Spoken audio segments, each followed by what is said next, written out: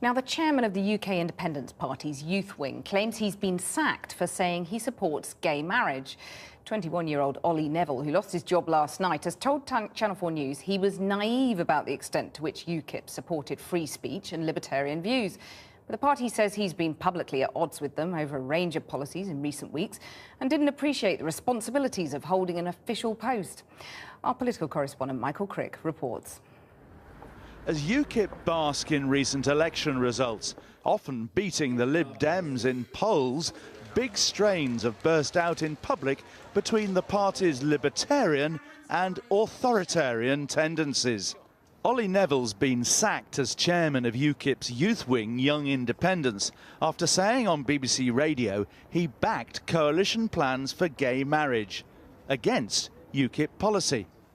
Pushing for gay marriage, which is something I'm a big supporter of, it's one of the few things I think this government is doing right. So I think that there's definitely a more socially liberal side of Young Independence. I think that's a really good thing.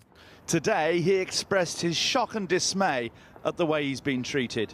I sort of always believed the UKIP rhetoric that, like Nigel said in a recent interview with The Guardian, that he thought he liked the free thinkers, he liked the eccentrics. I just sort of always took that as the other parties, the other three parties, they say anything to get elected. You know, UKIP and Nigel Farage, they're honest, they're true. And I guess maybe I was being a bit naive in believing purely that. I mean, UKIP is a political party, it does exist to win votes and get elected. It's not just gay marriage, say UKIP bigwigs, but other things Neville's tweeted too. Prostitution and drugs should be made legal, he said. And today, he didn't deny to me, also saying bestiality and necrophilia should be legalised as well. I don't have a problem with people having views that are not in line with party policy. It's just that if we expect people in an official position to have a certain amount of discipline, I think that's only reasonable in any organisation. But isn't this incredibly authoritarian? You're just like the other parties, really. You can't stand dissent. No, absolutely wrong. We are quite the opposite to the other parties. We have dissent all the time.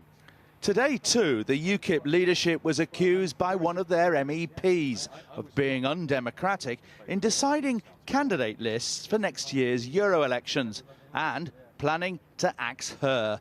The UKIP chairman says Marta Andreasen has betrayed confidentiality and traduced the party. And he's made strong hints she might indeed get the chop. The people they want are the people who will say yes to whatever the leader wants to do. And I am not the type. I stood against the European Commission because I didn't think they were transparent, I didn't think they were democratic, I thought they didn't manage the funds properly. Do you think I'm going to stand out or not react to this lack of democracy in UKIP? No, I'm sorry. In the last few years, 2 UKIP MEPs have ended up in jail. Others have had trouble over their expenses or left the party.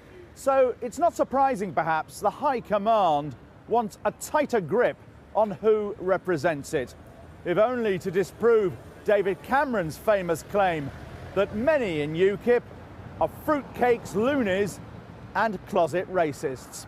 Michael Crick, Channel 4 News, Westminster.